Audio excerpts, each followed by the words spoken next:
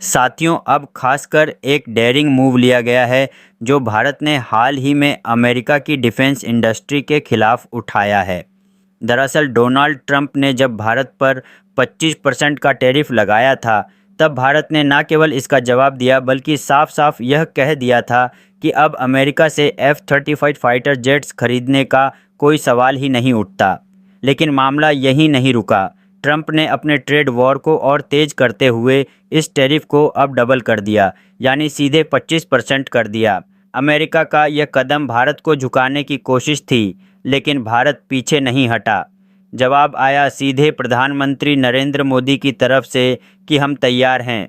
और अब सबसे बड़ा झटका अमेरिका को तब लगा जब इंडियन नेवी ने लगभग 3.6 अरब डॉलर की डील, जो पहले ही साइन हो चुकी थी, उसे पॉज कर दी, यानी रोक दी। यह डील थी अमेरिका की बोइंग कंपनी से 6 पोजिडॉन P-8I नेवी एयरक्राफ्ट्स खरीदने की।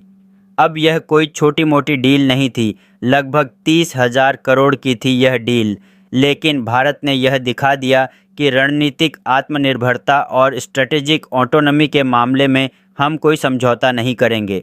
डिफेंस मैगजीन से लेकर इंटरनेशनल मीडिया तक हर जगह यह खबर चर्चा में है कि भारत ने इस डील को हल्ट क्यों किया और क्या यह अमेरिका को दिया गया एक सख्त संदेश है। तो चलिए पूरी डेवलपमेंट को इस वीडियो में आसान शब्दों में समझते हैं।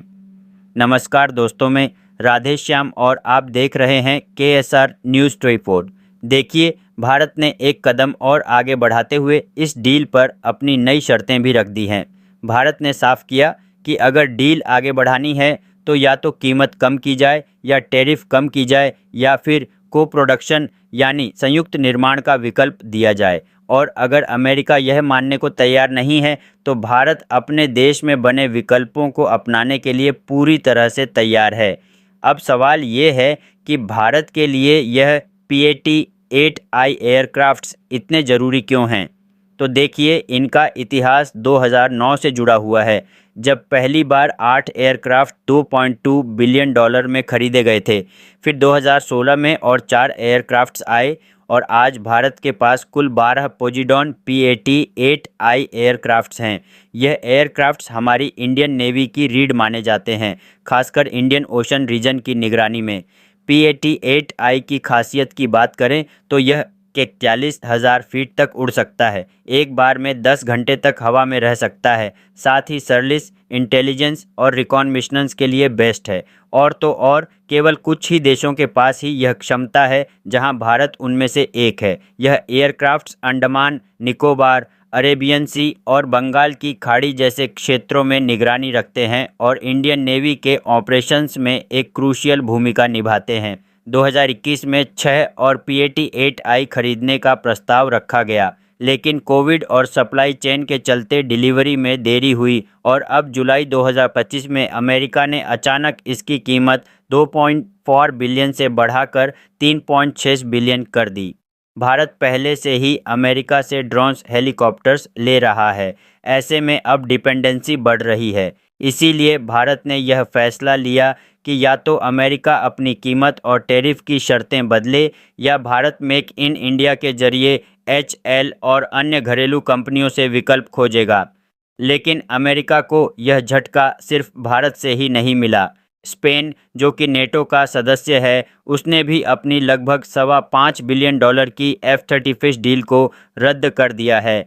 स्पेन ने साफ कह दिया है कि अब हम यूरोपियन यूनियन से ही फाइटर जेट खरीदेंगे, जिसमें शायद यूरोफाइटर टाइफून या फिर फ्यूचर कॉम्बैट एयर सिस्टम यानी FCS, जो फ्रांस, जर्मनी, स्पेन मिलकर बना रहे हैं, उसे खरीदा जा सकता है। अब यह दो घटनाएं हैं, भारत का P-8I डील को होल्ड करना और स्पेन का F-35 डील कैंसिल करना, जो अमेरिका के लिए एक गंभीर संकेत है कि अगर डोनाल्ड ट्रंप इस टैरिफ पॉलिसी को जारी रखते हैं तो अमेरिका की डिफेंस इंडस्ट्री को तगड़ा झटका लग सकता है। भारत ने अब यह स्पष्ट कर दिया है कि हम आपकी शर्तों पर नहीं चलेंगे, इसीलिए डील कैंसिल नहीं हुई, लेकिन पॉज जरूर कर दी गई है। अगर सम्मानजनक शर्तें नहीं मिलती तो देसी विकल्पों की तरफ रुख किया जाएगा और यही रणनीतिक सोच भारत को ग्लोबल स्टेज पर एक मजबूत प्लेयर बनाती है। और हाल ही में कुछ घंटों के भीतर जो कदम भारत सरकार ने उठाया, उसने केवल अमेरिका ही नहीं, पूरी ग्लोबल डिफेंस इंडस्ट्री को झकझोर कर रख दिया।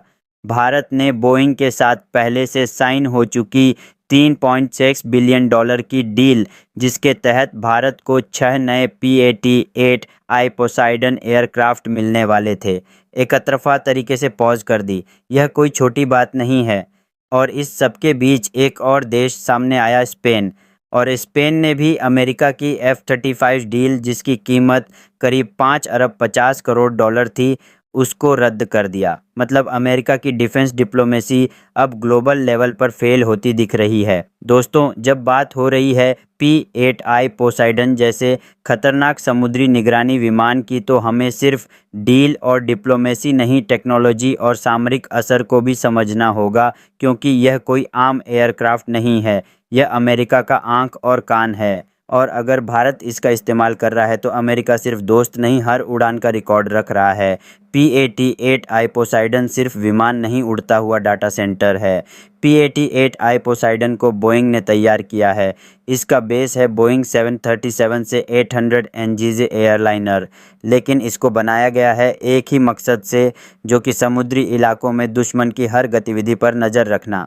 इसकी ताकत की बात करें तो पहली बात इसमें है NAPU-10 राडार, जो समुद्र के नीचे पनडुब्बियों की हलचल तक पकड़ सकता है। और दूसरा है मल्टी मोड राडार, जिससे सतह पर चल रहे जहाज़, नाव और यहाँ तक कि मिसाइल लॉन्च को भी देखा जा सकता है। और तीसरा है मैग्नेटोमीटर्स एंड सोनोबॉयस, जो दुश्मन की पनडुब्बियों को ट्रैक करने के लिए है।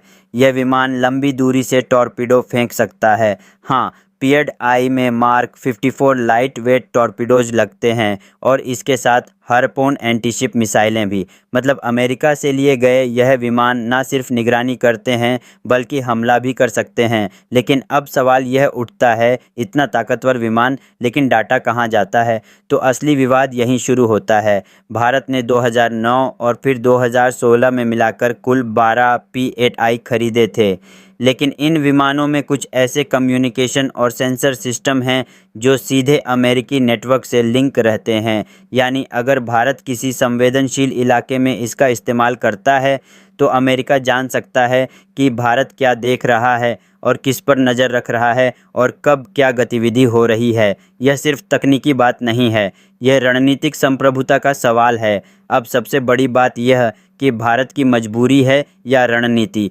क्या HL विकल्प दे सकता है? और ऐसे में क्या HL या DRDO इस तरीके से विमान बना सकते हैं? उत्तर है हाँ, लेकिन वक्त लगेगा। अभी जो multi mission maritime aircraft project HL ने प्रस्तावित किया है, वो एम्ब्रेयर और एयरबेस C295 जैसे प्लेटफार्म पर आधारित है।